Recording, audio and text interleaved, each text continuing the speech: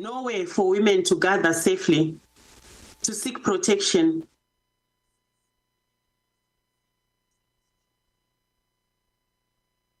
When you are hungry, come to Cooler Runnings Restaurant. Located at 1802 Nerid Avenue, corner of Wickham Avenue in the Bronx, we specialize in the best Jamaican and American cuisine, serving breakfast, lunch, and dinner. We are open 24 hours, 7 days a week. We offer free in-house delivery, minimum $20 purchase, and we also have Uber Eats. We do barbecue Thursdays, fish fry Fridays, and seafood Saturdays. For more information, give us a call for our address and menu, 718-324-7484. Once again, that's 718-324-7484. Cooler Runnings Restaurant, simply the best Jamaican food. Cooler Runnings Restaurant would like to introduce you to our brand new vegetarian grill and juice bar called Cooler Runnings Vegetarian Grill, located at 1785 Nerid Avenue at the corner of Nerid and Wickham Avenues in the Bronx, across from the original Cooler Runnings Restaurant. We're open Monday to Friday, 10 a.m. to 11 p.m. and on Saturdays from 10 a.m. to 12 a.m. We specialize in the best authentic vegetarian dishes, which contain no animal byproducts. Our menu includes Ito stew, tofu, veggie chunks, and our exclusive in-house vegetarian patties. For our full menu, you can visit our website at crvgbronx.com, or you can give us a call at 929-265-3392. We are also available on Uber Eats for your convenience. Stop by, and remember, at Cooler Runnings Vegetarian Grill, customer service is our #1 priority.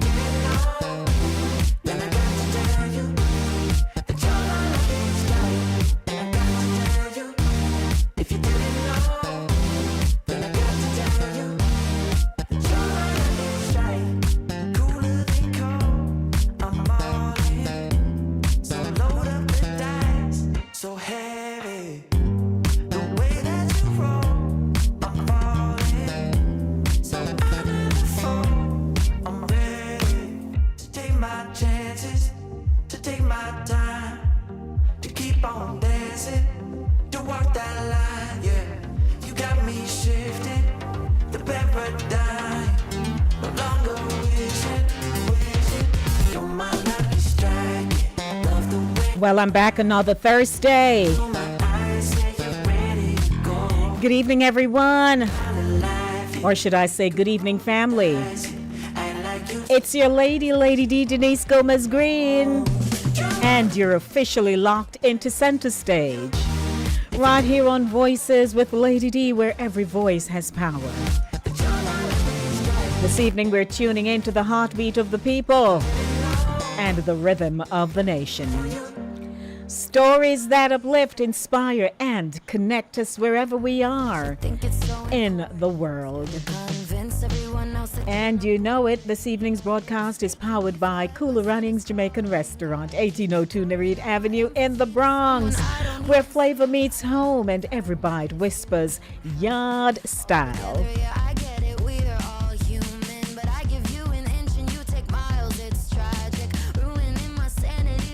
Of animosity, I'd rather cry than let me take it from the top.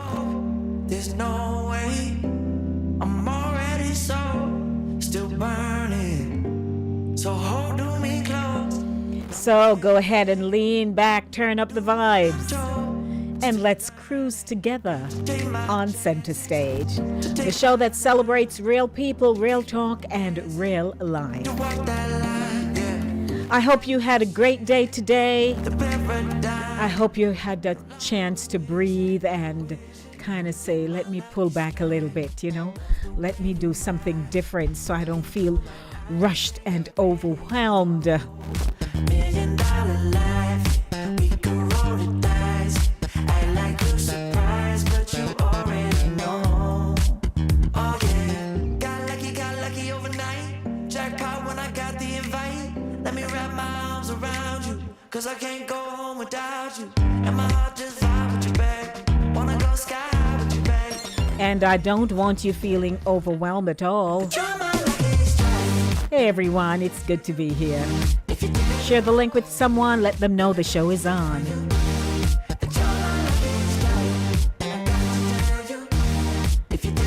From uptown, the Bronx, Mount Vernon, all the way out in Cape Cod. Courtesy of Caribbean Vibes Radio Network, I'm still gonna give my hellos to Julia. Hopefully, the show should be up and running. Yes, by tomorrow if she gets certain things in place, but she has power, so she wants to kick off tomorrow. Whether you tuned in on Linkage Radio, catching us through Roku, Amazon Fire, Apple TV, or tune in, welcome to the global family. A big shout out to all those of you who are always keeping my company.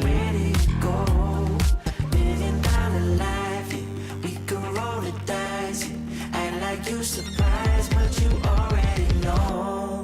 You're my lucky strike, and I got to tell you, if you didn't know, then I got to tell you that you're my lucky strike, and I got to tell you, if you didn't know, then I got to tell you that you're my lucky strike. So, I don't know what they're watching. I have no clue what they're watching, but I'm live. There's no way, I'm already still burning. So hold me close, now baby, I do what I'm told. Still learning to take my chances. So of course I'd like to say a very special hi to Mr. Chris Wilby over there covering the globe like no one else can. In this evening's show, Inspirational Zone coming up in a minute. We begin with gratitude. We offer praise from our hearts, whether you're giving thanks for shelter, strength, or second chances. This moment is yours. And New Zone straight from the Jamaica Information Service. Updates that matter, from policy to people. Stay informed, stay empowered. Flashback with Lady D, the oil stove, flames of Jamaican heritage. And in voices, feeding hope, SNAP, shutdowns, and the fight against food insecurity. In our open discussion, the weight we carry, leadership in the eye of the storm.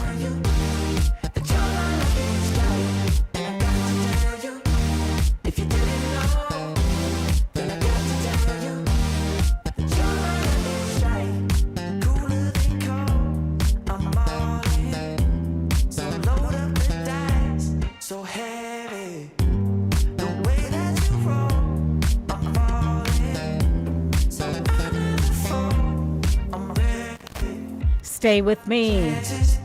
We're just getting started. This is Center Stage with Lady D, where every voice has power on Voices. You know, every story matters. It counts. And every moment is a chance to connect. It's your turn to share your voice. Call in and join the conversation. 914-268-6148 or 876-219-3474. It's now time for me to slide in to our praise moment right here on Center Stage, the platform where voices are heard and people connect. So it's now time for Inspirational Zone. We get our praise on. And you know something? I want to get my praise on with you. I'm so early they couldn't find me. I beat somebody or several people this evening. They didn't know where I was. But I sent the link out early and I hopped on early. So it's now time for me to take you to They're lost, King. They're lost. They don't know how to find me. They really don't know how to find me, but I'm here and I'm early and they better come on in, you know, because the show is live and I'm about to get into our praise moment. So those of you who are joining me for the first time, I'd like to welcome you wherever you are. If you're tuning in online, courtesy of the Linkage Radio app, then I'm so happy you are here with me this evening. It is 20 minutes after 6 o'clock and I'm getting into praise. So I don't know where you are, but I'm ready to go. So let's get our praise on. It's a little praise with a little hype, a little tingamajig going on here on Voices with Lady D. Good evening, everyone. Are you ready to get your praise on? I can't wait to get mine going. In a moment, I'll be doing my celebratory shout outs and my hellos to those of you who are tuned into Center Stage this evening. So let's go. I'm gonna take you back to my roots. Come on, somebody jump on your feet tonight. Come on.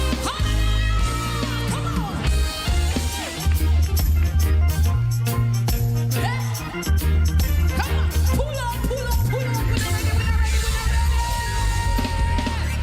Hallelujah. Where the Jamaicans at?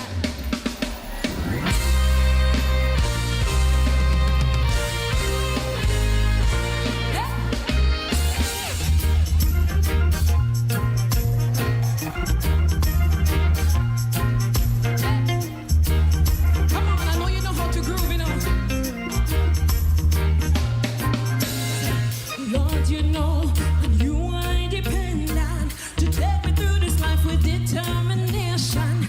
Without you in my life is pure but adoration. Can't do without you in this time of tribulation. Have mercy upon me, Lord, for I'm in trouble. I put my trust in you forever and ever. When I look back and see where I'm coming from, it's only by your grace and mercy I'm still standing. Through it all, I'm still standing. Through it all, I'm still here with your love.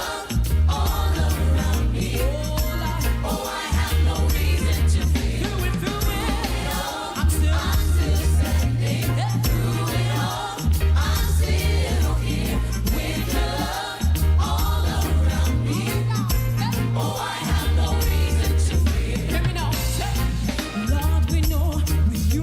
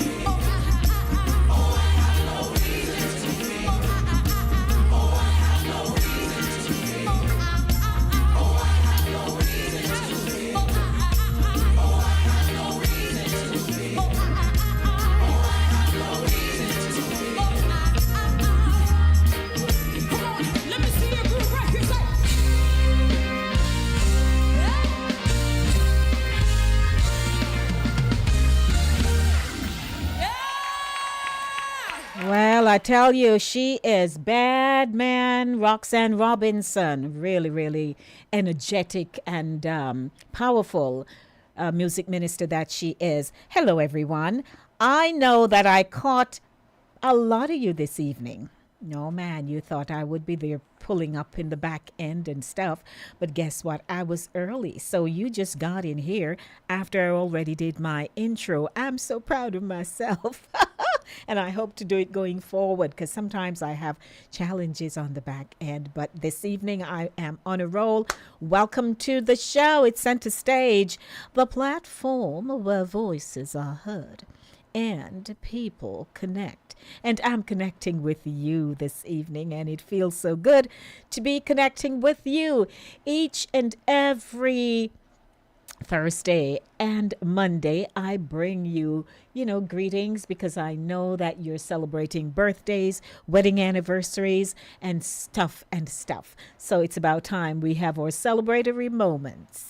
Celebrating life's sweet moments on Voices with Lady D, where every voice has power.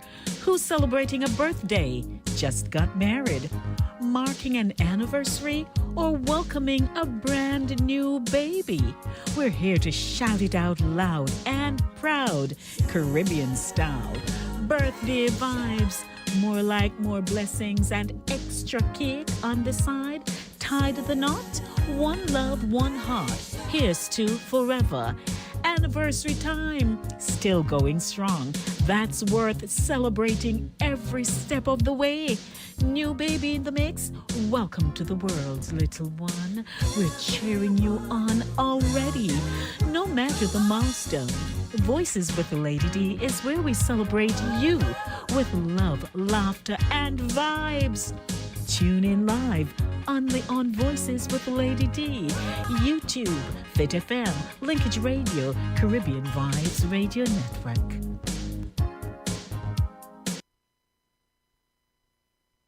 Well, if you know of someone who is experiencing death in their family, we extend our condolences. And there are several bodies that they're now unearthing in Jamaica, people who lost their lives during the Hurricane Melissa in Jamaica. So, we are really, really, really saddened by that. But happy birthday, happy anniversary, and happy life. Yes, yes. Good evening. Welcome. You're just joining me. I got you this evening. I'm ahead. I'm boasting. How is everyone doing? I hope you're well. Do you know our telephone number? 914-268-6148 or 876-219-3474. Would you like me to repeat it? 914-268-6148 or 876-219-3474. The number of persons that I am viewing on our YouTube channel, I'd like you to click the like button or the thumbs up button for me. All of you who are watching, please click the like button with the little thummy. Please do so for me. And while you're doing that, please share the link with someone you know. I must get over into the chat, and I see King Ryan there. Apparently there are other people, so let me look and see what's going on. All right, so I see King coming in, and he says, where is everyone? Oh, yeah. Well, hey, they are here. They are here, King, not to worry. They're here. So we want to say good evening to you, and also those who are viewing, but you haven't come into the space. I can't greet you because I don't see you, but I see the numbers. Hello, Yvonne. Good evening to co-producer Everett Green and King, always in my corner. Thank you. Good evening. It's now time for us to take you to News Zone, a rebroadcast of the news courtesy of the Jamaica Information Service. And I know you love when I bring the news because it's so informative, straight out of Jamaica, and they're going to share with us what's going on with the hurricane and the agriculture and all of that. Welcome. Oh, no. Stop. Welcome to News Zone, everyone, a rebroadcast of the news courtesy of the Jamaica Information Service.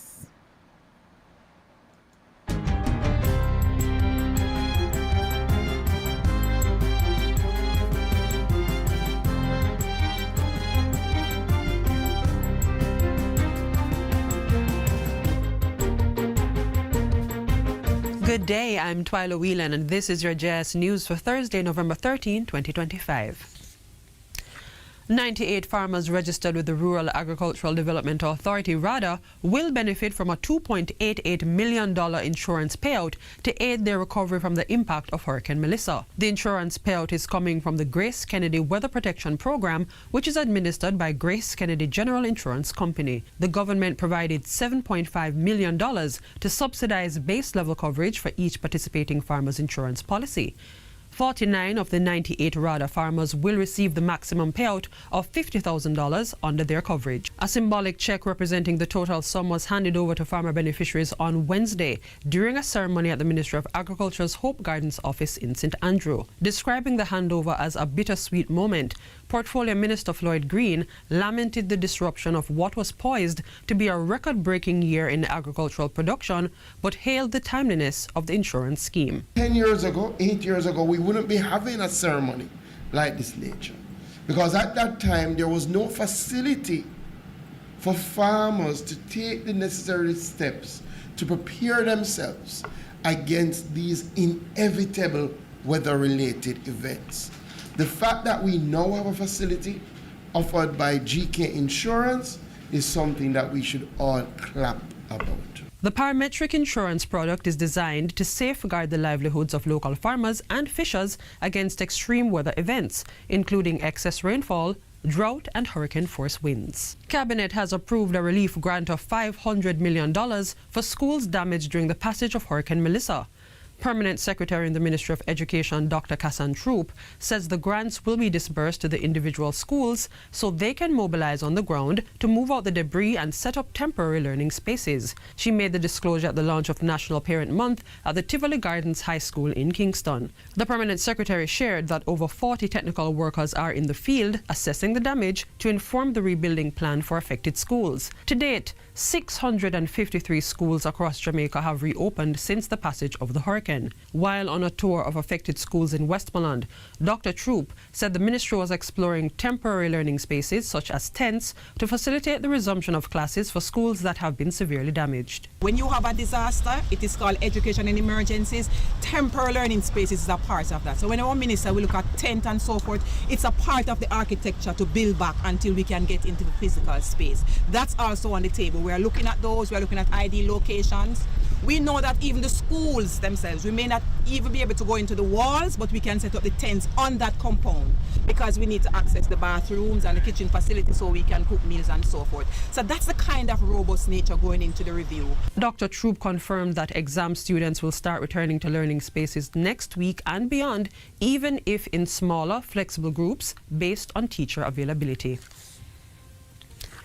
Recovery efforts in the health sector, where several hospitals suffered catastrophic damage to roof and infrastructure, is progressing. The Black River Hospital sustained the most significant damage and has been decommissioned in the short term. Other hospitals with significant damage include Noel Homes in Hanover, Falmouth in Trelawney, Cornwall Regional in St. James, Savannah Lamar in Westmoreland, and St. Anne's Bay in St. Anne. The Bellevue Hospital also suffered damage to the roof, biomedical equipment, electrical and sanitation services, and the stormwater system. Health Minister Dr. Christopher Tufton says electrical service and water supply has been restored at Cornwall Regional. Falmouth's water supply has also resumed. Noel Homes and Savannah Lamar are in full operation using existing power generators. At the St. Anne's Bay Regional Hospital, all operations except those at the dietary department have been re-established. To supplement care at these facilities, Dr. Tufton says 3 field hospitals and 9 temporary primary care facilities are either completely operational or set to be established by the end of the week. Within a week, a field hospital was established in Black River to take off the load that was created based on the decommissioning of the Black River Hospital. There are 2 other field hospitals that are being established, and as we speak, the field hospital at the Falmouth Hospital is now commissioned and in service. There's a third that is coming this week.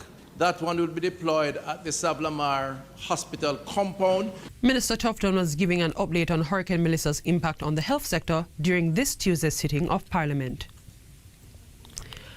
Preliminary damage to the country's road network in parishes affected by Hurricane Melissa is estimated at $35 billion.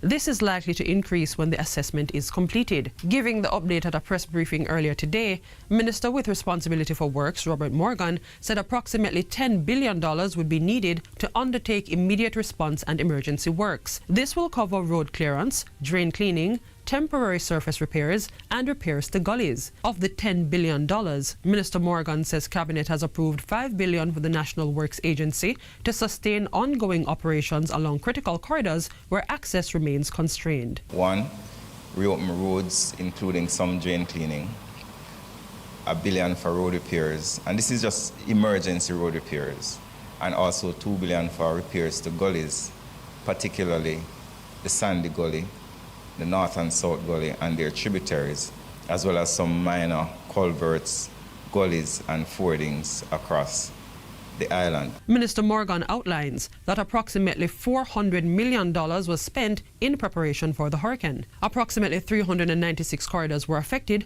123 are now cleared for two-lane access, 248 for single-lane access, and 30 remain inaccessible. The Works Minister says a list of roadways that are blocked and those that are cleared will be published. Hurricane Melissa's impact on the National Water Commission NWC's infrastructure and response will exceed $10 billion Jamaican dollars. Portfolio Minister Matthew Samuda gave that report during a press briefing at Jamaica House this morning. He says Cabinet has been apprised of the issues and was presented with a restoration plan. The first phase of that plan will cost $3.25 billion and includes clearing access to sites, temporary repairs to raw water transmission and distribution pipelines, and installation of standpipes in communities without electric power. It also involves the trucking of water, office building repairs, and the purchase or rental of standby generators.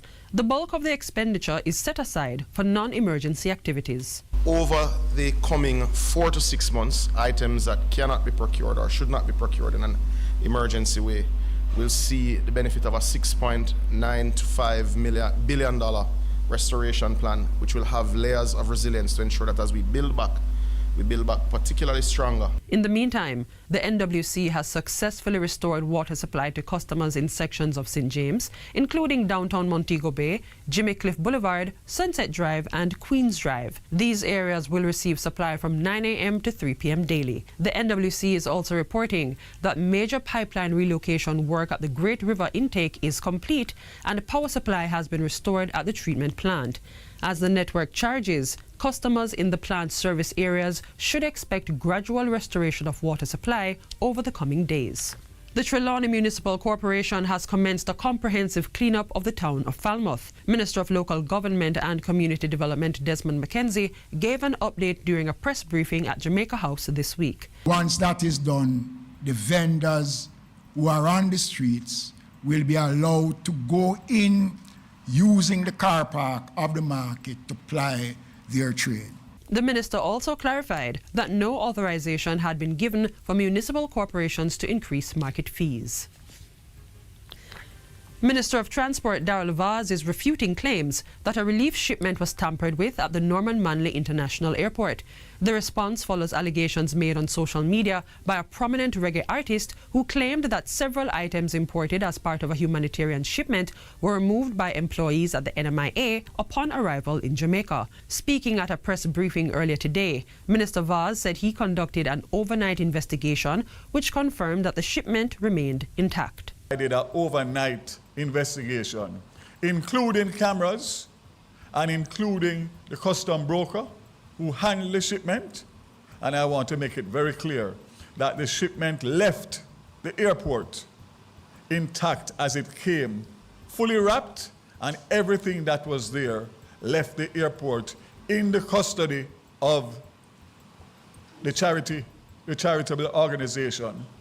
It went to a warehouse in Spanish Town, which the government has no involvement in whatsoever. So as far as what we did in terms of making sure that the goods that were meant for the people, the poor suffering people, were delivered.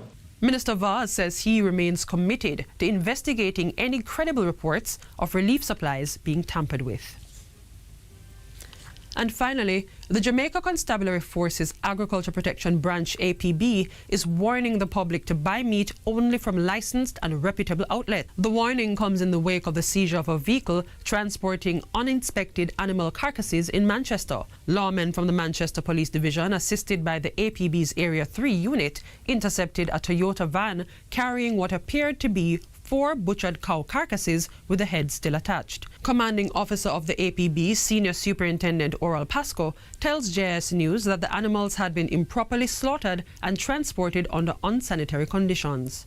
And that is the reason why for this quarter, and as of recent, we have doubled up on our efforts to intercept such persons carrying stolen produce, especially livestock, and meats that are slaughtered in an unsanitary way in unregistered slaughterhouses. We implore members of the public to ensure that you do the smell test when it comes to purchasing meat, and only purchase from reputable organizations, meat shops. Consumers, he stresses, must remain vigilant, particularly in the aftermath of Hurricane Melissa, when food supply chains may be disrupted and food safety compromised. Look on the coloration of these meats to ensure that you're consuming inspected meats that were slaughtered in a government registered slaughterhouse and inspected by the public health inspectors. Ensure that you're vigilant to ensure that stolen meats or meats that are contaminated do not enter the food chain to cause illness. And that's it for JS News today. I'm Twyla Whelan. Thanks for watching.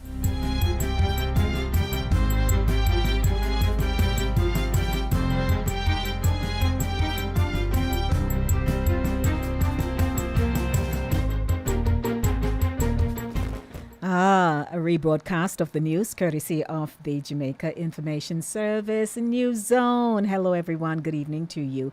Wherever you are, I love to say that because I don't know where you are, except for those of you who are on my YouTube channel. But if you are watching us or listening to us, rather, courtesy of our Linkage Radio online platforms, then it's my pleasure welcoming you to the show this evening. How about us taking a little music break? What time is it? 914-268-6148 or 876-219-3474.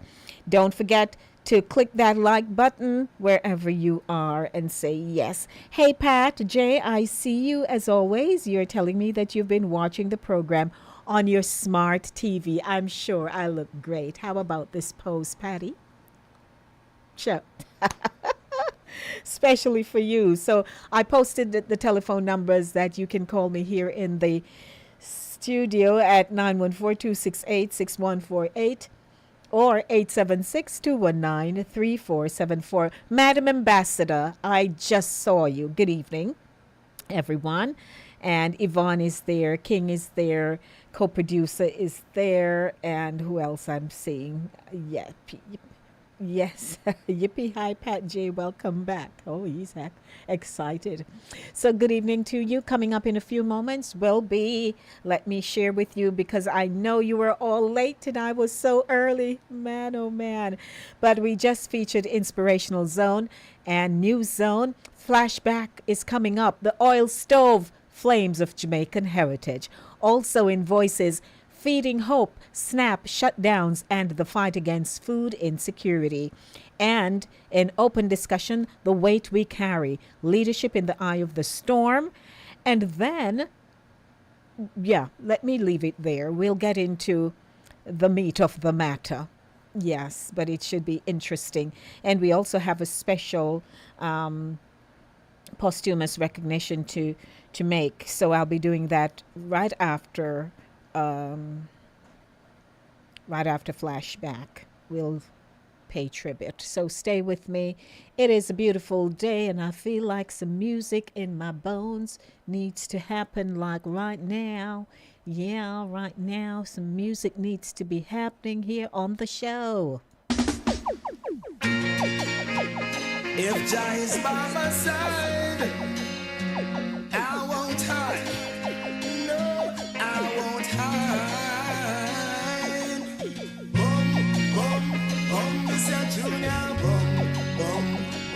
this a junior bum, bum, bum, this a junior bum, bum.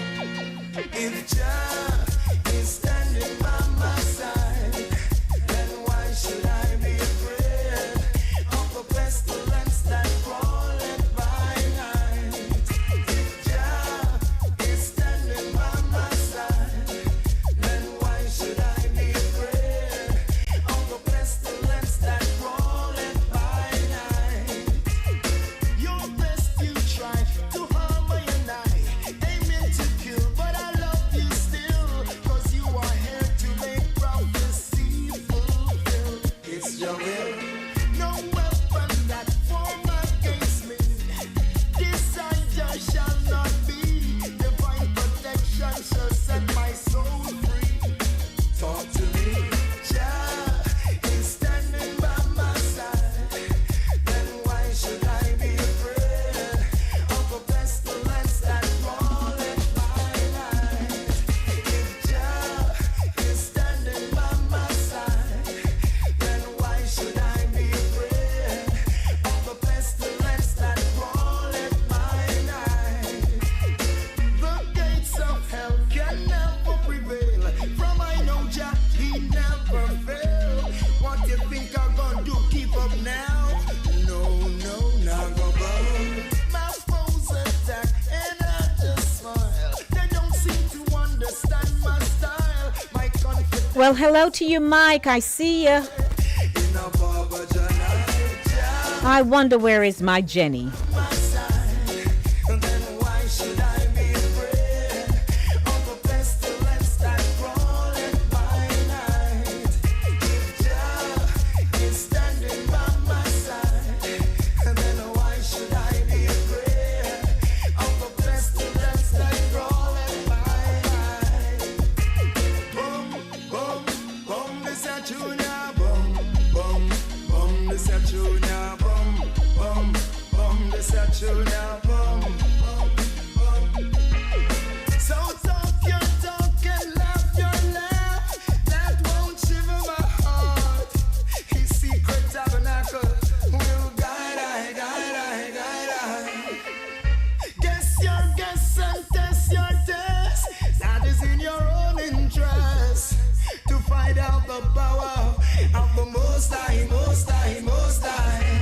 Jah is standing by my side, and then why should I be afraid of the pestilence that crawleth by night? If Jah is standing by my side, then why should I be afraid of the pestilence that crawleth by night? Bum, bum, bum, this a junior bum, bum, bum, this a junior bum, bum, bum, this a junior bum. That's why I wanna say Jah is Yeah, if he's standing by my side, then why should I be afraid? Good evening, everyone. It is Center Stage, the platform where voices are heard and people connect. And I'm so happy. I'm excited. I'm thrilled that you are joining me.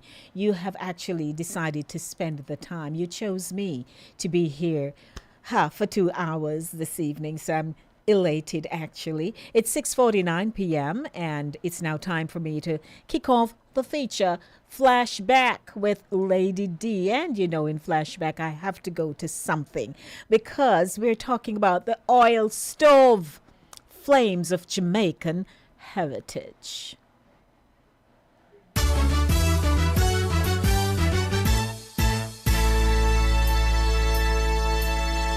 It's a land of special people, a place where champions grow, a magical vibe, so much more than you will ever know.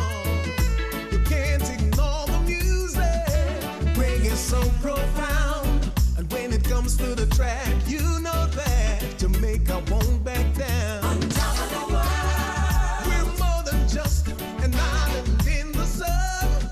A great nation, my mind is saying, welcome everyone to Jamaica. And I'm telling you something, despite the fact that our headlines these days are centered around the hurricane and, relief efforts and all of that, we still yard.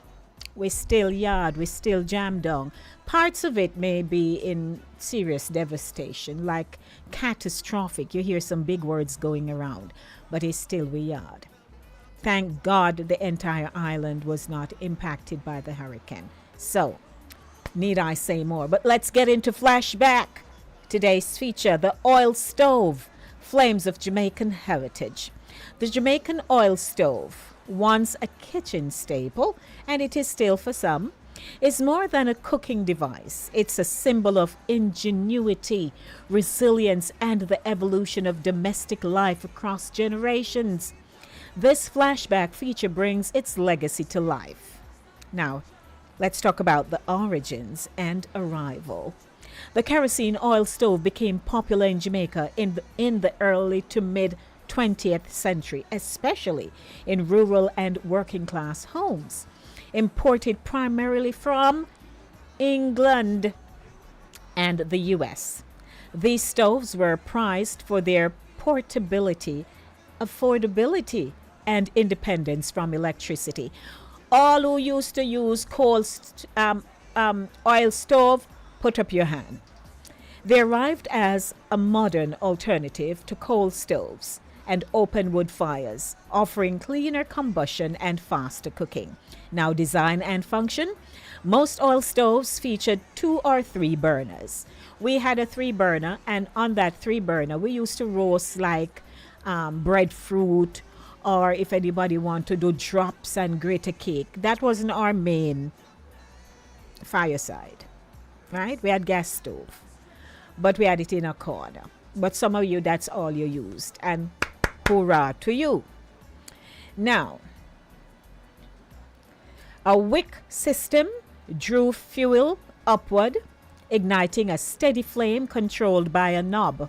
You remember you have to turn, and these things taught you how to modulate. You know, if it's too high, if it start to make the pot bottom black. So the stoves were often paired with Dutch pots, yabbas, and tin baking pans, making them ideal for prepping rice and peas, frying fish, or baking pudding. Now, how about the cultural significance? The oil stove was central to Sunday dinners, Christmas baking, and everyday meals in homes without gas or electricity. And did I tell you recently I heard somebody say current? I had not heard that word usage in a long time. Current. Okay. It became a symbol of domestic pride, cleaned and polished regularly, often placed in a corner of the kitchen like a prized possession. In many households, it was the first modern appliance, marking a shift from outdoor cooking or out-a-door to indoor convenience. This is what you get on a Thursday. Voices of memory. My granny used to light the oil stove to make cornmeal porridge before school. The smell of kerosene still bring back memories. When hurricane mash up the light, and the oil stove return to, it never fail we yet. I don't even know if they can find one now. All of those must have blown away. Decline and nostalgia. With the rise of gas ranges and electric stoves, oil stoves began to fade in the 1980s and 90s. Today, they're seen as vintage treasures, sometimes repurposed as decor or emergency cookers during power outages. Some families still keep one just in case, a nod to the past and a backup to the future. Segment wrap up. From flame to fame. Sure. The oil stove didn't just cook meals, it cooked memories. It lit up kitchens, warmed bellies, and taught generations the rhythm of Jamaican life. So, if you remember the oil stove, if you never had any, then that's all right too. I can just say big ups to you if you never had no oil stove, no nothing going on. But that's the feature and a wrap for Flashback with Lady D. Yes, man, the oil stove, flames of Jamaican heritage. And I'm sure you're all picturing in your mind's eye right now, when did we get The first oil stove again. You think I don't know you? Yes, I know you. I know you are all there saying something. You think I don't know? Mm-hmm. Can never be Yeah, man. friends. So guess what we're gonna do now? As most of you who perhaps are on know the telephone number, or you may not know it, but it's 914-268-6148 or 876-219-3474. So if you'd like to call me, you can reminisce it for 1 second, about the good old days of the oil stove. Yes, the oil stove. That famous little spot in the kitchen back in the day. Mike, you had an oil stove? Who had oil stove? Evol, you had oil stove? I want to hear. So let me keep rolling here. It's 4 minutes to the hour of 7 o'clock, and we leave here at 7. Now, I'd like to make a posthumous recognition to Jamaica's Consul General to New York, Alcyon Roach. She passed away a few days ago.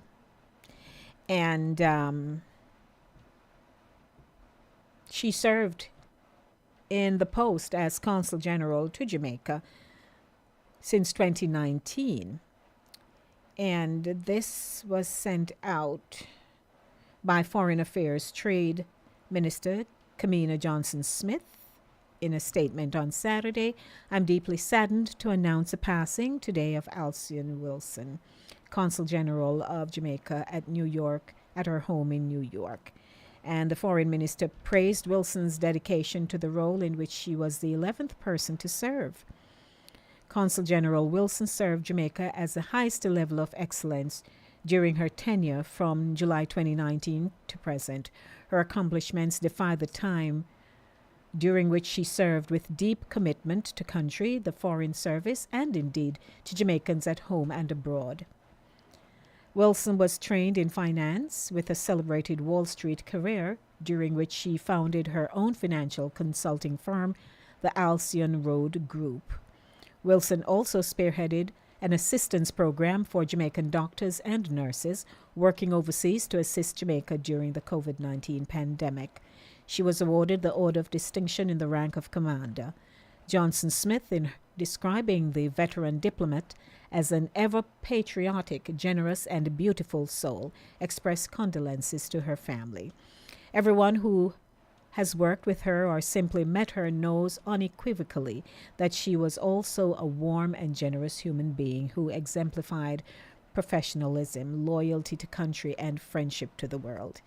In addition to my own personal sorrow and my own personal expressions to her family, with whom I have spoken on behalf of the government of Jamaica and its people, including the Diaspora in the United States, I extend deepest condolences to her husband, Omar, her children, Brian and Vanessa, and the rest of the working family, added the minister.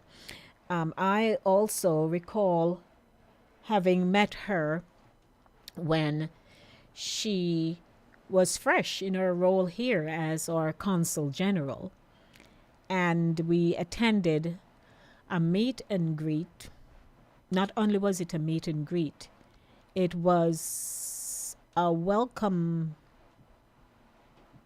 event hosted by Natasha Service, the New York representative for the Victoria Mutual Building Society. They hosted it in Brooklyn. And so we had gone there for that. And it was one of those nice meet and greet, sip and this and that. And, then there was the official opening.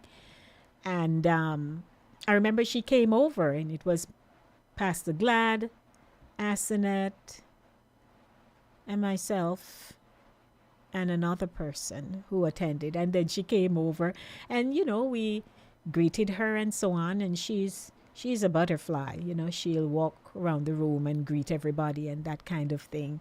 And she greeted us and then she looked at me and she said, "You're very pretty." I said, "Thank you." And, after that, we would go to the events when they're held at the consulate downtown. So she really came and made an impression on us here in the diaspora. And she did her best with her team there to put us in everybody's faces, pretty much. And she worked, and she was very involved. And she made the consulate come alive. And so, yes, you know, we are really saddened to hear of her passing. Some of us were aware because she had made it public, I believe, you know, that she was not well. And then she was out for some time and returned and even made a post on Facebook that she's okay now and she's back, only to hear, oh Lord, here we go, she passed, you know. So the life and legacy of Alcyon Roach Wilson. She was born in Redwood, St. Catherine. Alcyon Roach Wilson migrated to the U.S. in 1980 and overcame early homelessness to pursue a career in finance. She founded her own consulting firm, as I mentioned, Alcyon Road Group, and later served as Jamaica's Consul General to New York. Roach Wilson was known for her philanthropic work, especially in education, healthcare, and technology, and was instrumental in supporting Jamaican medical professionals during the COVID-19 pandemic. She was honored with the OD in 2019 and Commander Class in 2025 for her contributions to national development. Remembered as a warm, generous, and patriotic leader, she's survived by her husband Omar and children Brian, Vanessa, and Patrick. Her journey from Covenant House Shelter to Wall Street and diplomatic service remains a powerful testament to perseverance and purpose. May her soul rest. And so we await the announcement, you know, and of her burial and all of that. So just wanted to acknowledge that because I missed doing so on Monday.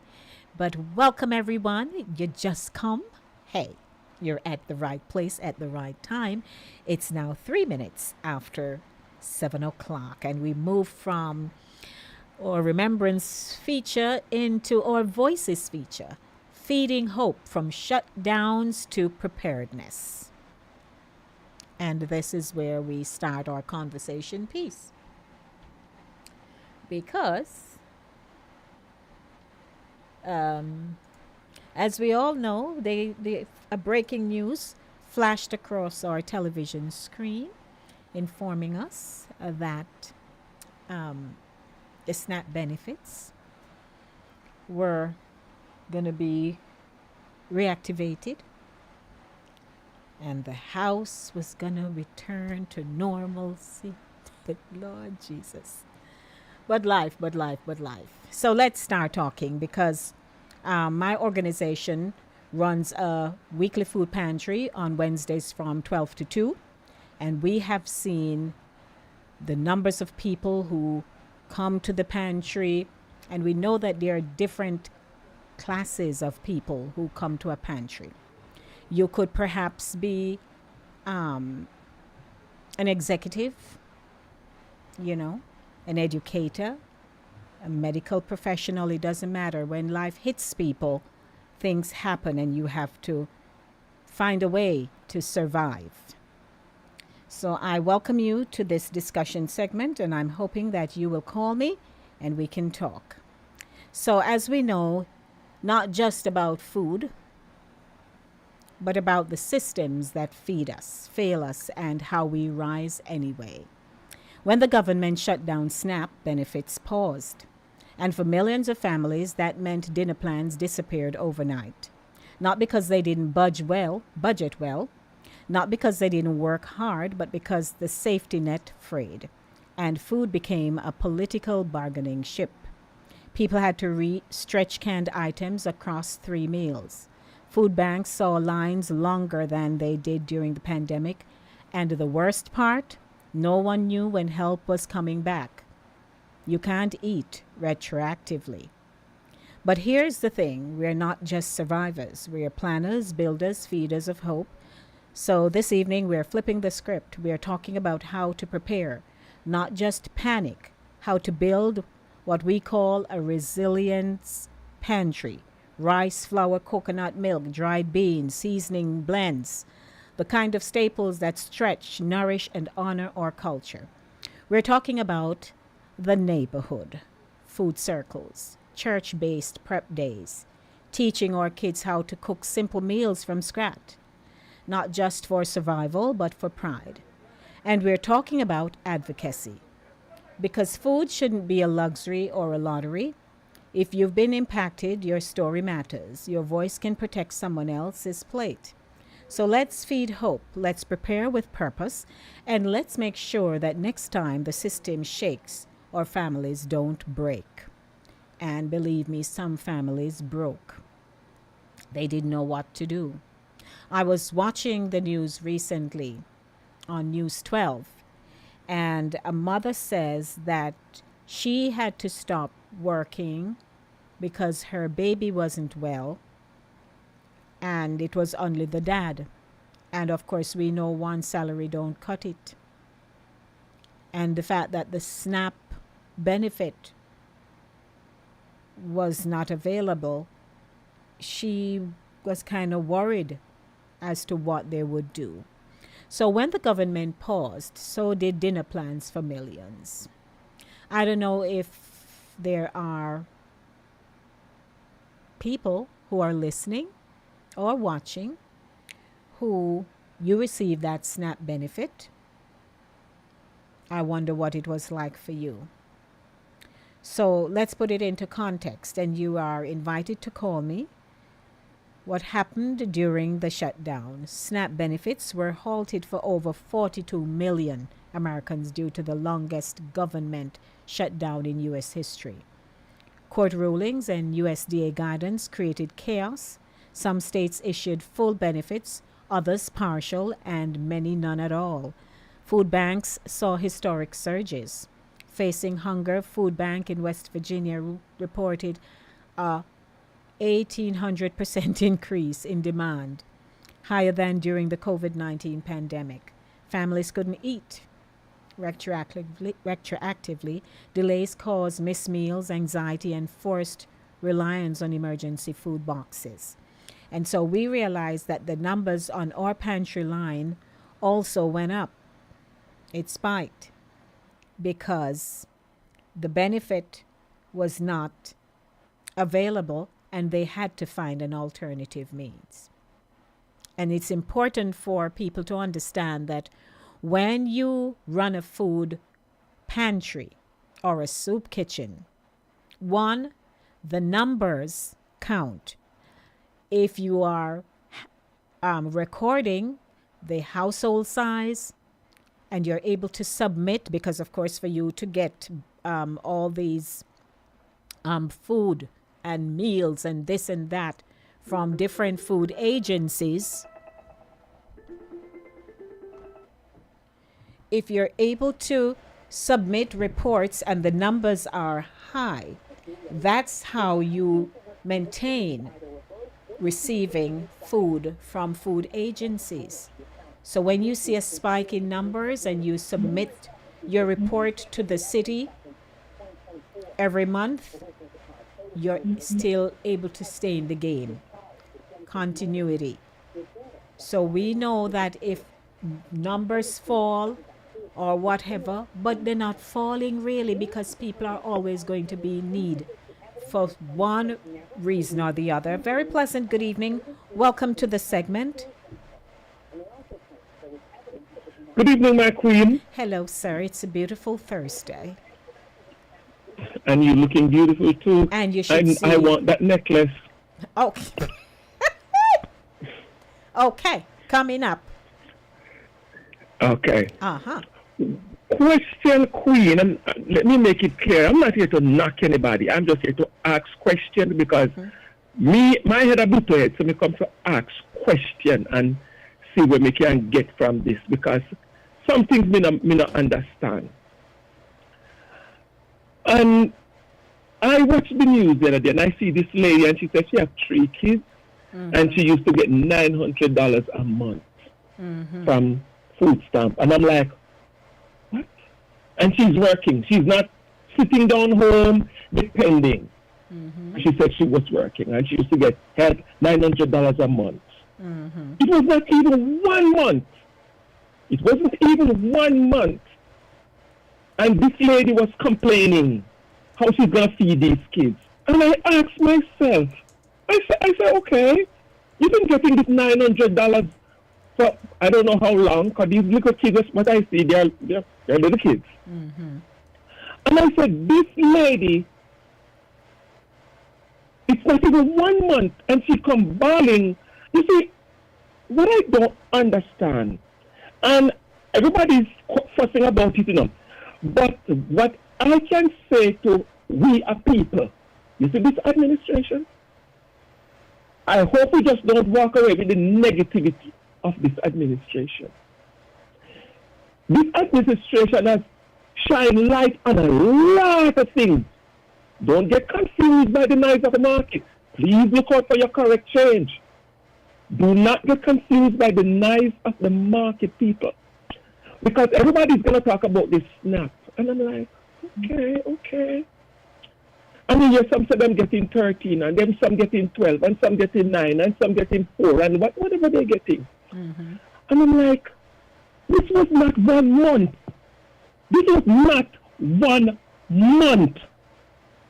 And these people are back at the government crying out how they're going to feed, and everybody creates a whole charade over it. Queen, you know what I don't understand in this country? Nobody have regards for a dollar. Everybody think that they've been owed. Everybody think that they must get, and if them should have get because they're entitled to.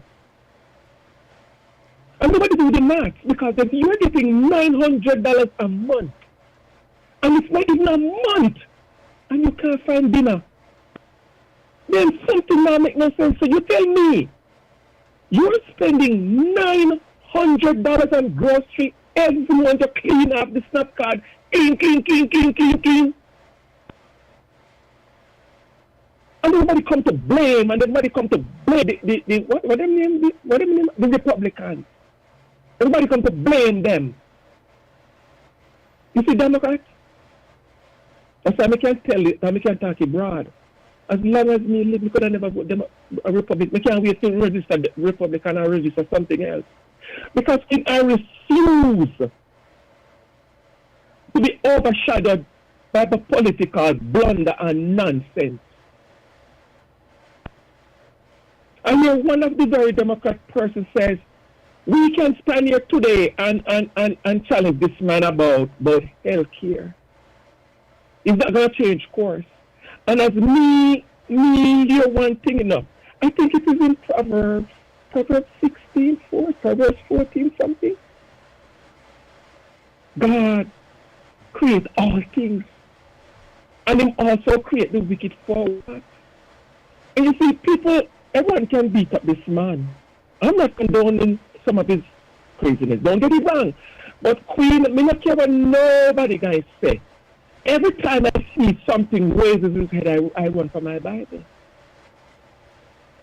And so far, all that I'm seeing is in the blueprint. So if you get a house to build, and the builder that is building is an experienced builder, he can take one look at the blueprint, and now next year then time he can tell you what he see and can build a house after your blueprint and not have it in front of him. This is what is happening to our people. You see, we people, we're going to get a government. You see nothing yet? We're going to get a government who just come and just cut everything. And not care. You see what this man tell them about the insurance? We need to take them health up in a hand, Queen. We need to start doing own homework. And start depending on government and health care, because they're going to feel with miserable. They're going to feel with. You see him lockdown and him not care, him not change course, not care what they say, him not to shake. This is the work of how the wicked will work with us. And if we think a joke, try it. Unless everybody will wake up and say, we can't say the things that blame and they blame with the blame with the custom with the blame. But we need to take it. We need to look back. Every time we see something, look in your Bible. And I guarantee you, in our today's world, the days of Elijah, it's written in there. And everybody they act surprised Nobody no make hay while the sun shines. What the Lord tell about them who no work? What they not to do? They not to eat bread. By the sweat of your brow. This is this one we not understand how everybody jump over the scripture and get so emotional in a modern day catastrophe. And it is written in the book. It is written, and before one of his word fall by the way. Trust me. You think this is nothing yet? You think this a mayor that come do nothing, and the mayor after him, and the president after this one, and the administration after this one, the queen? We have some rough days ahead. So don't go and dig up and look in our heart. We're going to need more than the heart. They better find it fast enough to start rebuilding, because we're going to need barn. It's not for we no build storehouse and start store up, because we're going to give up one day. And you say we are going to work. I know that we not get okay. We don't have nobody to fight with. Yes, sir. You can't argue about it. See, it just happened. You cannot argue, queen. They're going to come a day in this land. So all who in here that fuss with the man and the court, people, we have some rough days ahead of we, and it's going to think alive. If think alive, you tell, kill your maga dog and say, you may have to end up and eat it. We all may have to end up and get around the dog and eat it. This is no joke thing, queen. This obviously they happen. We need to cut out the blame and start praying, because we have some rough days ahead, because the wilderness is sure. And Moses are going to run down. This not thing that I see happen to the people, and I see all this leadership, this queen. They not turn. No emotion, no sympathy, no nothing for the people. It tells me one thing, that is to come, queen. This man not care, and him tell you. This is the thing that people don't realize, looking at the scripture. The rulers of today now play with nobody. So this a man down in a yonder build yellow line, and then little people them cross yellow line and they kill them. The rulers of today now play queen, they now play with nobody, they now play with nobody, they don't care who you is. Because it is written, the Lord did have them for a reason. He make everyone. And he knew them. Because the Lord didn't know that these days are come. We in this country, we take everything for granted. We think we're entitled. But one of them lead there, they're going to make us look up and face up and buck up. Me tell people, say, thank God, corn meal still $1 something and tin mackerel $1 something. I know what to before is. Me can't surprise and turn corn meal and tin mackerel. Me have a whole heap of quarter around my apartment and dollar, throw them. Me can start gather them up tomorrow. Me now go fuss with the government. See me, I'm not fuss with him, because guess what? There will be no hiding place for the weary. Thank you. That is my 2 cent, queen. Yes, sir. We hear you Stop loud copying. and clear. Thank you. All right, that's King Ryan giving his take on, you know, the state of the nation. Yes. And what is happening. Thank you, Ryan. I just wanted to... I believe this is Patty calling me. Yes, Lady B, good evening to Good you, Lady evening. B Gomez Green. Hey, hey. Yes, Medea, forever, and to Medea. the Voices crew. Okay, I love that necklace. Oh, thank you. Oh, that necklace is stunning. Ooh, you're wearing it, girl. Hey, thank you. Thank you, Pat. I love it. Yes, thanks. You know the smart TV just makes everything. Everything. So, Did you see me posing for you earlier? Yes, I did. Okay. Yes. Yes. You know, I usually see the link, but I have not been seeing a link for about 2 weeks now. What so happened? It's kind of hard. I don't know. I don't get the link. But you're a get the link. subscriber? Yes, I am. Oh, so even if you don't see me send out the link, you can go on over to YouTube and pull up Voices with Lady D and find me then. And that's what I do. So once I Right. see Papa, I say, you know what, let me go put on the TV, and that's what I did. Okay, got But, you. yes, okay. Mhm. Anyway, I was listening to King, Mhm. you know, voicing his opinion, and he's absolutely correct. Now, I don't know if anyone has ever gone up to BJ's or what's the other place name? Oh, Costco. Mm-hmm. Have you ever seen some of the customers? They have 2 carts. Yes. The carts are Packed. crammed. Mm-hmm. You can tell. You see all kind of stuff in there that Yes. it's too much for them. All this meat and the pork and the shrimp and all like that. Mm-hmm. You don't see no vegetables in the cart. No, nothing that is really nutritious. Mm-hmm. So you can tell the folks who are on the SNAP benefits. Mm-hmm. I'm not knocking anybody. There are folks who are really in dire need.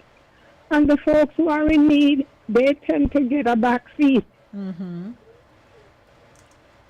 So I did see that video where that woman said she was getting $900 a month for SNAP. And I'm saying to myself, $900 a month for groceries?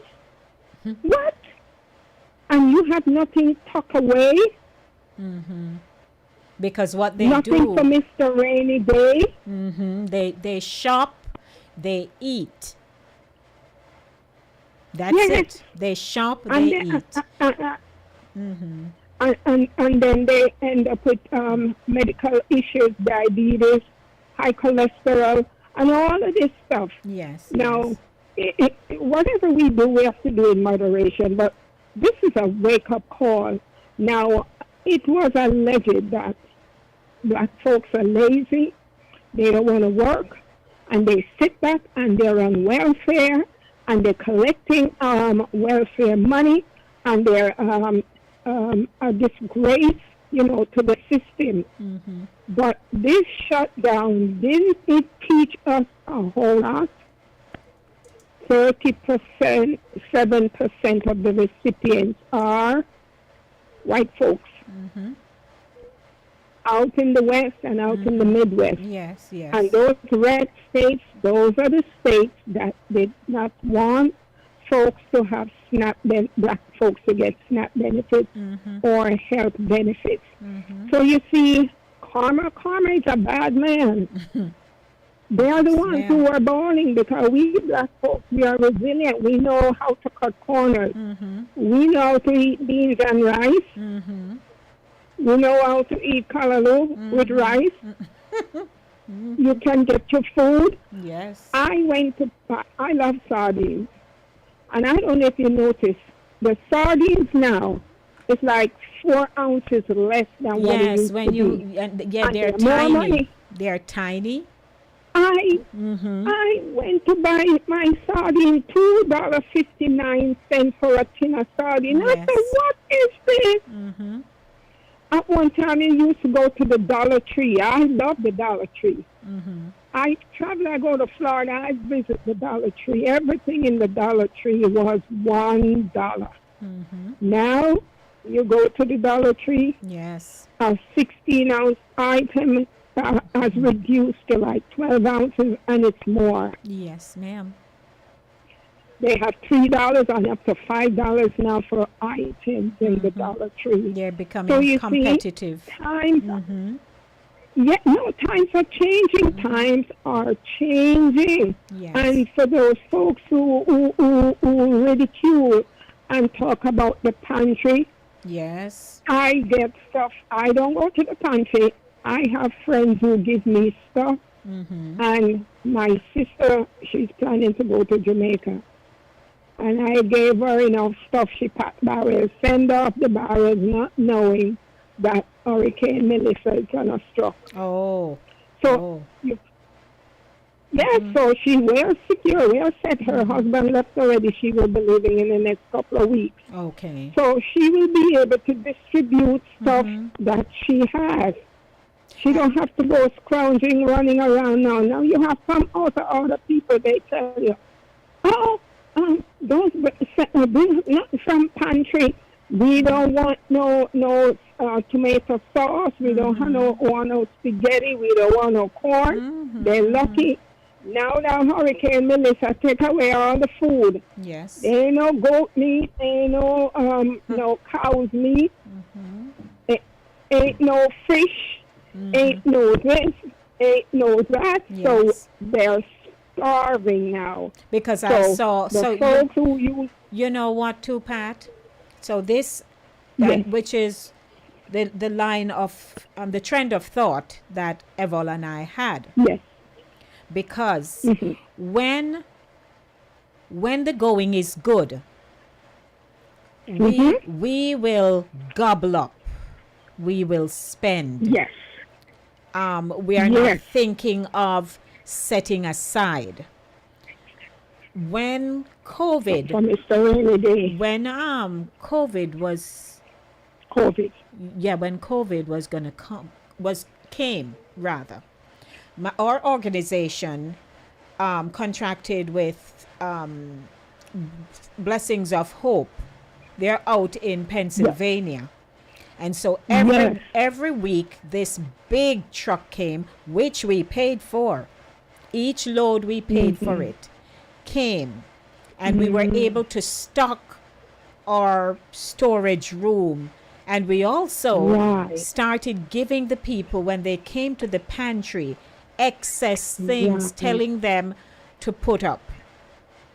And Yes. as staff, we also got, what I realized over time is that I could only take so much and no more. And some of the things I even gave away because I can't use up so much something, but I still had enough to hold me. I But mean, you were able to liquidate, yes, to we give were away. yes, I could give away. And it's the other day I realized, oh my gosh, I had some cans of stuff that had expired. I'm like, no. I was distressed by it because I hadn't gone there to really look at the dates on the things since that Yes. time. Yes. But what I know is that when we see people on a food pantry line, because you and I know that there are certain basic requirements that you have to meet, to get SNAP. Yes. So whatever you do Right, to show it, right, they approve you. Because, for example, a household of 4, Pat, must have a net monthly income below 2,600 to qualify. Right, right. And the Wow. gross income must be at or below 130% of the federal poverty level. Right? Okay. So you have to be scrounging pretty much to qualify. Absolutely. Now, if people, what has this taught us? All of this. Because what if there were no food pantries? Because we had No reserve. Our organization got an email from one of our food agencies to say, hey, check your online ordering account because we increased it. Why? Because of SNAP. Okay. And so we had better use up that money and go buy to put on the line when people come. Because they're going to look to say, so we had given you X amount in addition to what you already had. And this is what you claim you have left because you're pinching. They don't want you to pinch. If they Right, give you right. for a particular purpose, you have to go in the online portal and order up the stuff and give them to people. But what we have to now say to ourselves, okay, just like we were discussing on Monday, where you have your documents, is the same thing we want to say in the event something happened to Uno can survive. That's the question. So everybody pulling here because we will shop. We have the wherewithal to do that. We have a card. We can push it into a machine. Stock up the trolley till it bursts. Get a freezer and pack up stuff in there, Yeah.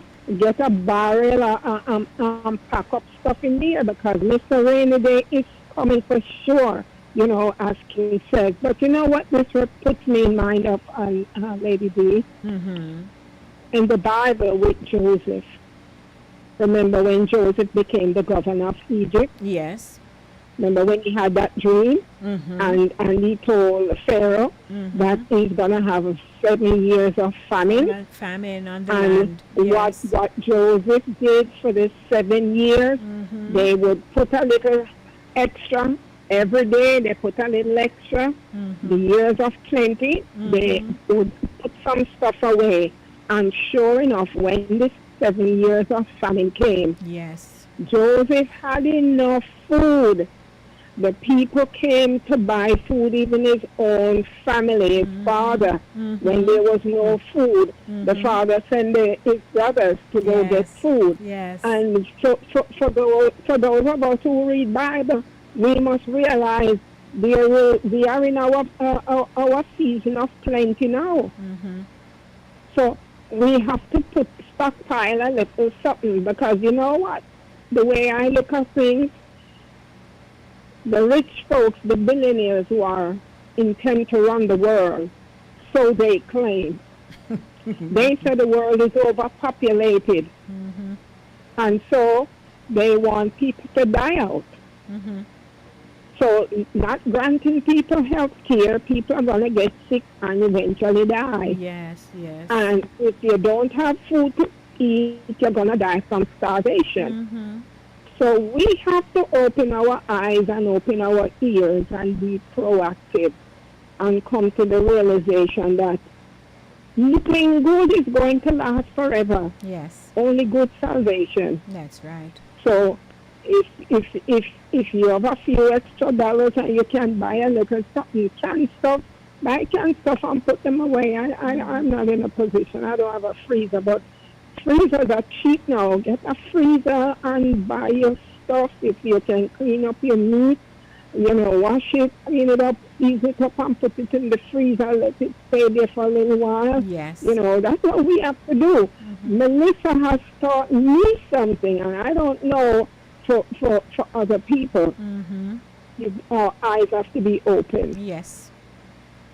You say that, Pat? Open. I said to Yes, Evol, must be last week. I think I mentioned it before. I looked at him and I said, we need to put a disaster preparedness plan in place.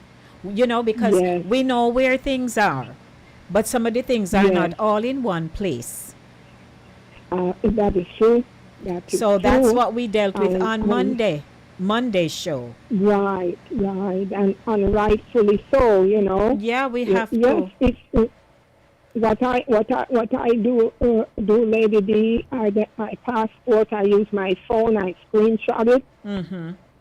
Front page, and all the other entry dates. Right. I get my COVID vaccine card. I screenshot it. I do my my naturalization. Yes. I screenshot it. My vaccination card, I screenshot it. My social security, I have them in the Chrome. Yes. So even though Digital. if I get stuff on the road, I ain't walking with no passport. And all I can say, just give me a minute. Let me go in my phone and I will show you my document. There you go. This is my phone, and so this is me, and so I'm making my identification known. So this is what we have to do. Yes. Yeah, we got to be on top of our game now. We should never now get caught, with our pants down, in other words. Thank we you, got to Patty. be on top of the game. Appreciate welcome, it Lady always. D. Thank you You're for the quite welcome. the $2,000 worth and more. I yes, noticed thank King you. gone cheap. Him gone back to 2 pennies or something. 2 cents. cents. Yeah. Come on, King, step up your game. Right. Okay, dog. Thank All you, right, bye-bye Patty. now. Okay, bye. You're welcome, sure, as usual. Okay, that's Pat for you. 914-268-6148. But it's true. I mentioned on Monday, Hurricane Sandy didn't hit over this side. But had it hit us, I don't even know how many of us would have been in a position to stand up on our own and manage until. It bothers me and we have to. There are copies I had made of some of my few credit cards, my bank card and so, but now I'm going to put them in a digital format because of course that's paper. I made copies of them and other documents which I have, but that's not going to cut it. But I think, as we discussed, we have to start thinking in the event something happens, and we have to be ready. Are we ready? That's a question we have to ask ourselves. Because if you're hungry, I know, that there are different categories and classes of people who come on a food line. There are people who have lost their jobs. There are people who maybe they just came into this country. They have no footing yet, right? And somebody says there's a pantry over at Seymour Avenue. A friend of mine, he had come into the country, recently, going about, 2 years now or 3 years. And when he called me up, I'm like, okay, so you're not working. You want to come volunteer, come get some food at the pantry. But when you first come in this country and you come with your classes himself, you think you can function the same way as you left Jamaica or wherever you're coming from. If things were going pretty well for you, well, wake up. I say wake up. You find yourself over to the pantry. You're working? No. So how you going to eat? Because sometimes people don't want to come because they think people going to look at you. And they may look, who care? But everybody will be looking at each other because you're all on a pantry line. So you must be there for some reason. And if people are getting SNAP benefits and other benefits, I would say manage that well. Some people is just paycheck to paycheck and they manage it because they know if they eat it off, then hey, you have to wait for the next 2 weeks. If it were in Jamaica, I used to have to wait on the 25th of every month. People wonder how we do it. But we do it. You work out a regimen that will have to go work for yourself. Children and all. Meaning if you have children, you'd be surprised how these things can manifest. So, lessons learned in this day and age here, ladies and gentlemen. You're watching me, you're listening to me. We have to start operating in a different way. It can be just the days when America was just so happy-go-lucky, and you mentioned that you reside in the U.S. and people just look at you, Google Gaga. No, they're not looking no Google Gaga anymore, because things rough. Things are difficult, if you don't want to call it rough. Take a break, Lady D. All right, let me see what's going on here in the YouTube chat. Oh, Ambassador Patricia D, we can almost make you co-host. You have to know the link. Oh, but Pat is a subscriber. Pat D is a subscriber, so she shouldn't have. I don't think she had difficulties, but she was doing something and she wasn't able to join us. But pride gets the best of proud people. That is so true. Yes, Ryan. So, yes, good point on. That's right. Alrighty, let's get into some more. Let's see what we have here. Let's take a quick commercial break. It's Voices with Lady D. We wrap up at 8. Oh. Okay, let me go to the phone line. Yes, sir. May I help you? Yes, ma'am. Queen, I come in this country and God has been so good. I got job that pay me quite a penny. Mm-hmm. And I always tell my sister, them can't understand how me want to keep books. But Queen, the other day my mother took sick. And me tell God every day to my sister that's up there. Mm-hmm. And my sister is a professor there at the university of that side. And she and God alone. Back and forth, my mother, emergency room care, doing everything. And you know, Queen, after everything is said and done, when my mother get out of the hospital and me call my sister and ask about the bill and ask about, you know, what my mother eat and blah, blah, blah. Mm-hmm. And I said to my sister, you live next, how far is a Walmart from you? And she said, I have to pass Walmart, going to the hospital and coming home. Mr. You're going, what she going to eat and drink? Mm-hmm. And when me, you know, me tell me sister, give me the list and me put in the order and she can go pick it up. And she just say, oh, you not have to spend so much. And you not have to. But tell me, Mr. Plain, you see, Queen, I come into this country, and when I come into this country, I see myself as my mother's man. Mm. Mm-hmm. And you know, no matter what mother do or what father do, they must one set of people, no care what under God land they do. When it comes to their last and closing days, you better Yes, forget what yes. they do and what they never do. Yeah. For you to survive, you're going to need to get up and step up like the man because you are the next in line. Mm-hmm, mm-hmm. And Queen, every day me say it, and people make my friends say, oh, you know, take vacation. But Queen, me have to live my life real in this country. Yes, sir. Number one, I don't have nobody to say, send me one check. Number two, my mother don't have another son. Mm-hmm. And we know how my sister them is. So they say, oh, you think we that cheap, we don't help you. Mr. Woman always cry, so they don't have money. And man have to go to their pocket all the while. So, what am I going to do? Mm-hmm. Because if my mother takes it, me not going to tell my sister say she have to wait for part of the money and she have to give me part of the money. You see the money now ready to go. Mm-hmm. Me have 3 other sisters down in Jamaica. Me can't make my mother up here want food. And me I say, I know for my mother alone, me I go wait for my other 3 sisters. See, people not understand. I remember when I'm helping, what's her name, with the university. Mm-hmm. I have to live it real. I cannot afford. And my sister will say, oh my God, why make you treat yourself? And I say, I'm living it real. Mm-hmm. Yeah, Based on my numbers that I put on paper, it does not permit me for $1,000 vacation. Right. Mm-hmm. Because Queen tell people, when my paycheck hit the bank, I pay myself from that paycheck, and a compulsory savings have to be paid from that paycheck, and my bills have to be paid from that paycheck. Mm-hmm. I have a budget for myself that I allocate to spend per month. I refuse to go over the budget. Mm-hmm. I set aside, number one, first thing has to come out is my train pass because I have to go to work. Yes.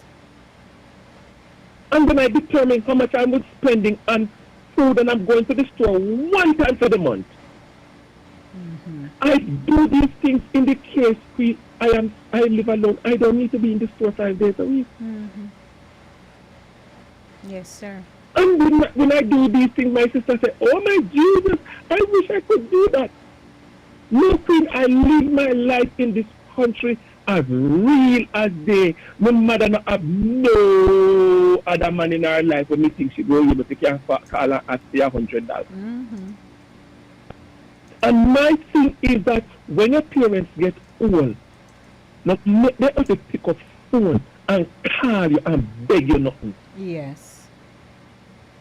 Mm-hmm. No, Queen, that's me. You know, I hate the fact when me see a need and me sit down and me wait for the call. Yes. I think that is one of the most disgusting things a human can do to another human. Mm-hmm. Rise to the occasion and fulfill the call. It's your mother. Yes. And 2 times I tell people, so you can't hold grudge against people, sickness and death, because none of them have control over none of them. That is true. Sound and words. if you choose to go hold grudge with anybody in a sickness and death, you guys have to answer to Papa Jesus about that. Yes, because it's a 2 things in all of our life. We're going to come in all of our life.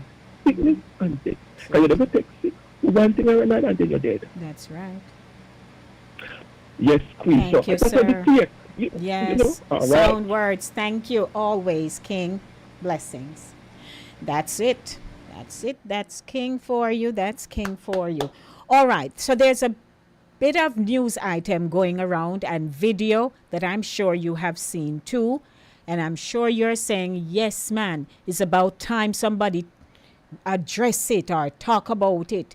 Because the whole time they're stealing our people things at the wharf and this and that. You have seen a video with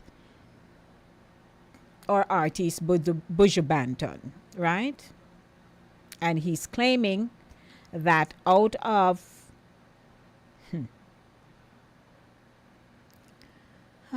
a hurricane relief, they steal out things out of it. And even Minister Vaz has gotten into the squabblings over it. So, Bush put out a video and said that the first video he had some profanity in it, then there was another one. I guess maybe people say, oh, that too much is friends, I don't know. But anyhow, he claims that whatever was sent, it appears the packaging was tampered with. People go in there and take out things. So here is a news item. And I watched the press briefing this morning and I heard Mr. Vaz's response.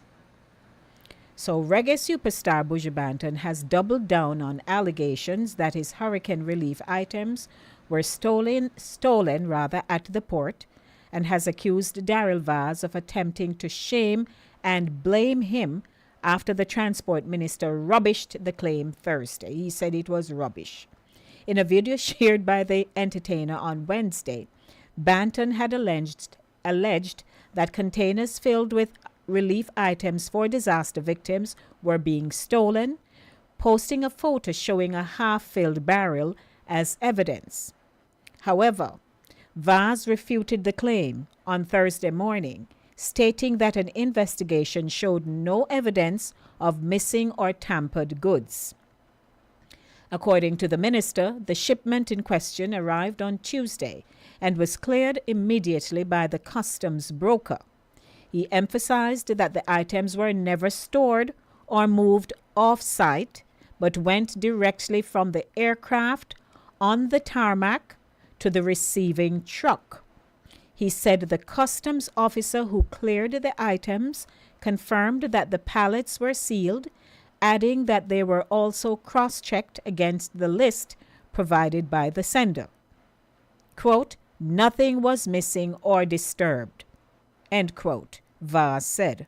However, Banton hit back in a subsequent post later, Thursday morning, suggesting that the minister is unaware of how things went. He said the goods were not taken from the plane to our trucks, but instead taken from the plane to an area we had no sight of.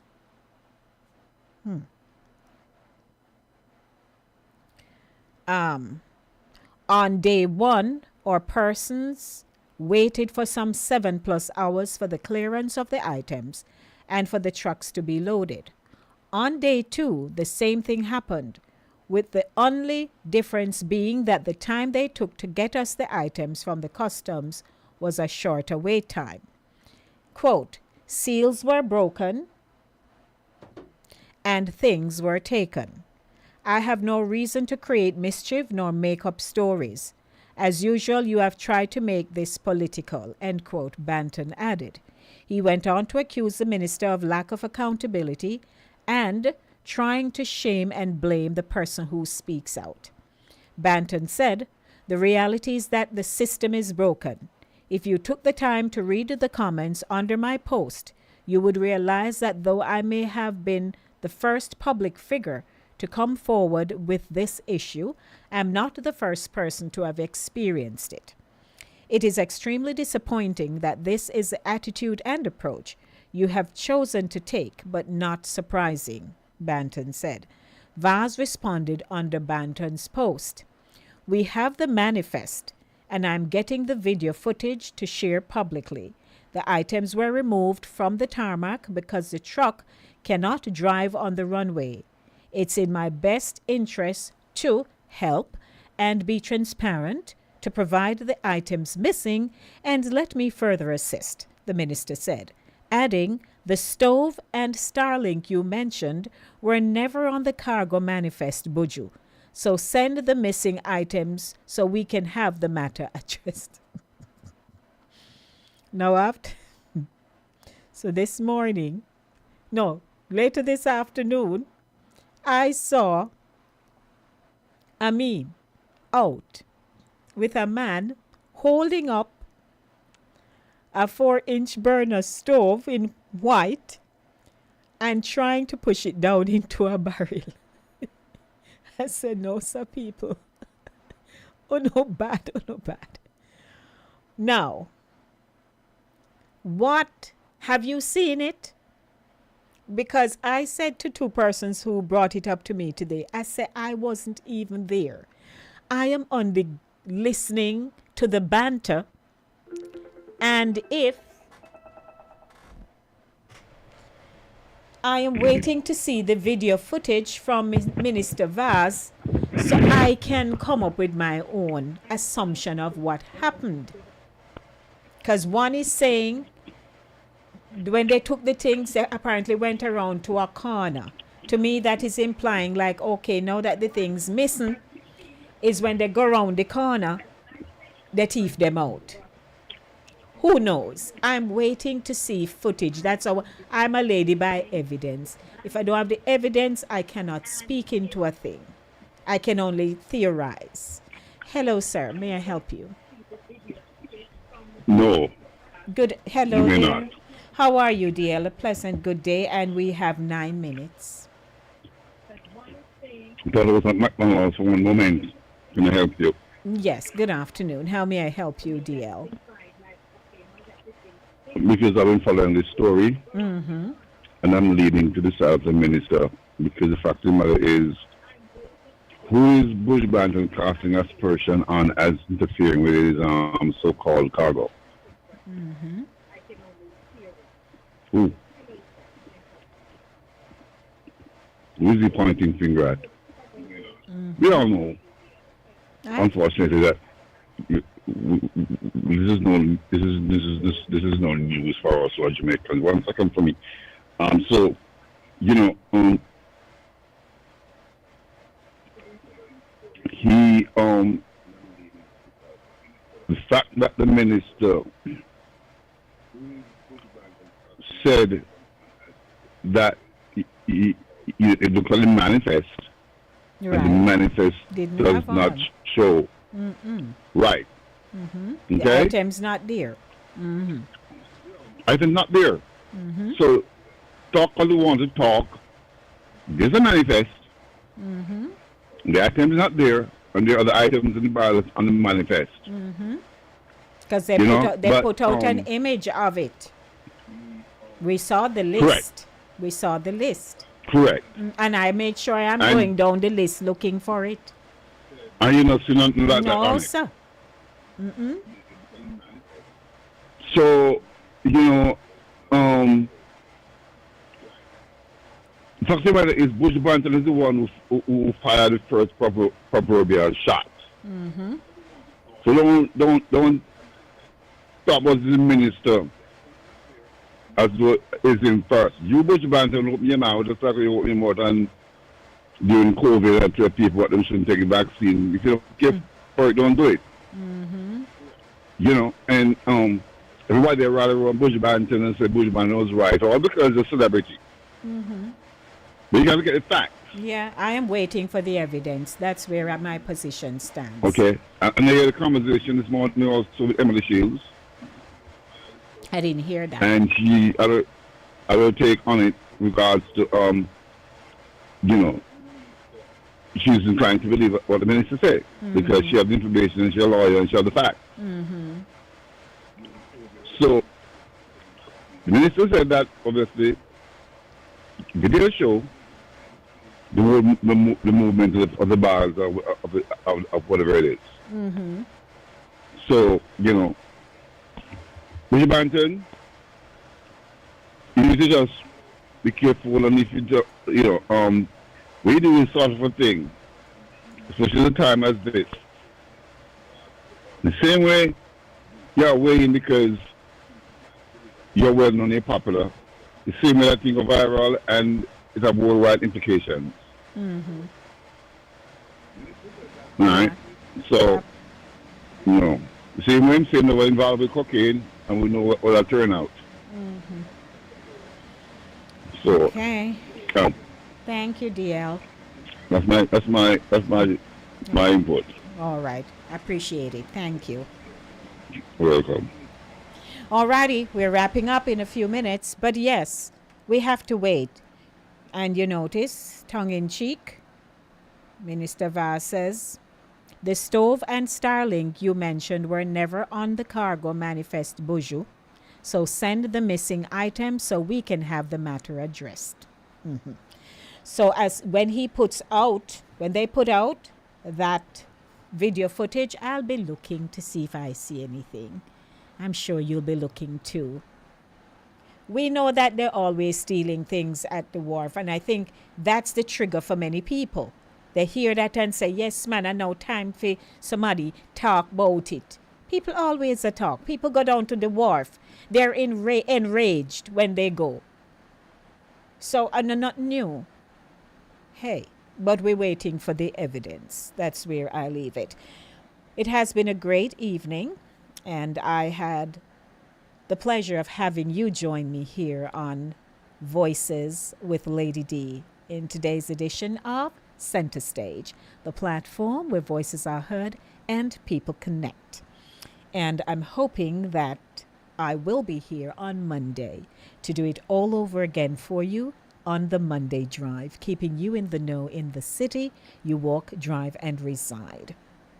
I'd like to say hello to Mills. Mills, I'm so glad you're here. And who else popped in that I'm not seeing?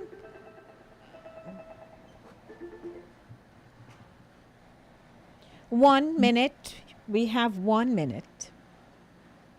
Well, apparently, let me be fast. I'm not getting into that because I don't see the manifesto and I don't see that. But what I can relate to, and I think what everybody is going to be related to, is that it happened to the average person. So I'm not judging the minister nor the ship nor whosoever on this, on Buju Banton's cargo. But when you think about what everybody is relating to and glad that he did, is how what the minister name saying could have called him, and what people are saying, wow, we need that number. Because, for instance, nothing, not Mr. Buju then, but people say they need the number because them can show evidence of things Mr. them. So I think that's where people are barking up on it the most, that Buju leak out and Buju get attention. But what about the little man? What about Miss Matty daughter and Miss Matty Barrel? But I think if the little man think that he missed something, he have phone, him can put out video too. Invariably, you see any video. King. In social media world today, in this era of Hurricane Melissa, I guarantee you, if somebody put out them phone and say, this is what me send, and them say it no reach, you don't think it's gonna reach back because nobody wants to take that flak. So that people, I wasn't even looking at that concept. I was looking at before Melissa. We see a young man come off a flight in Kingston the other day, and him too what his note and suitcase. And he sent too much gone. And what did and he it was say? on social media, but Mr. Vaz didn't pick up that. It was on social media, I see. So the little people speak, but nobody not pick up that. But what the people say, oh, Buju Banton speak and say, oh, Mr. Vaz, what's the man name? So him have number and Buju could have called him. So everybody say, we need Mr. Vaz number. That's what happened. The power of influence me gone. All right, well, good. Hey, when people know you are so. Anyway, want to say blessings to everybody, and we out. I'm looking forward. Thanks to back for Monday. Thanks to Cooler Runnings for sponsoring the show, and for all of you who tuned in, I love you. Thank you. Thanks to co-producer Mr. Evil Green for making it happen. We there. Have a great weekend, everybody. Mwah. I'm out of here. Me gone. Me a galang up. Me a go down. Me a go on round. Me a go in. Me a go up. So, see you on Monday.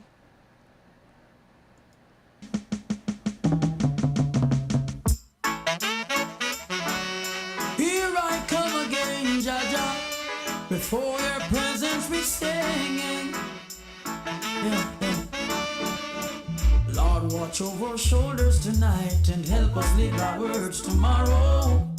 Let's not forget where we're from, Father, show us the way to go. You said I must love and feed my enemies, and I'm gonna do it. When you are hungry, come to Cooler Runnings Restaurant. Located at 1802 Nerid Avenue, corner of Wickham Avenue in the Bronx, we specialize in the best Jamaican and American cuisine, serving breakfast, lunch, and dinner. We are open 24 hours, 7 days a week. We offer free in-house delivery, minimum $20 purchase, and we also have Uber Eats. We do barbecue Thursdays, fish fry Fridays, and seafood Saturdays. For more information, give us a call for our address and menu, 718-324-7484. Once again, that's 718-324-7484. Cooler Runnings Restaurant, simply the best Jamaican food.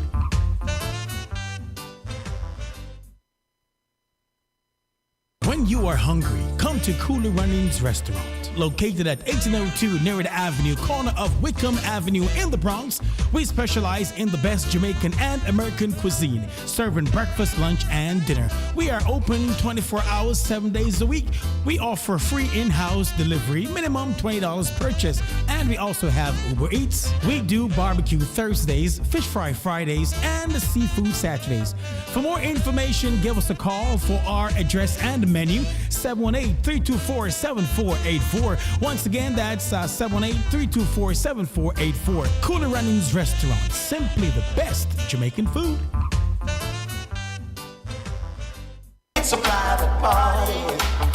You don't need no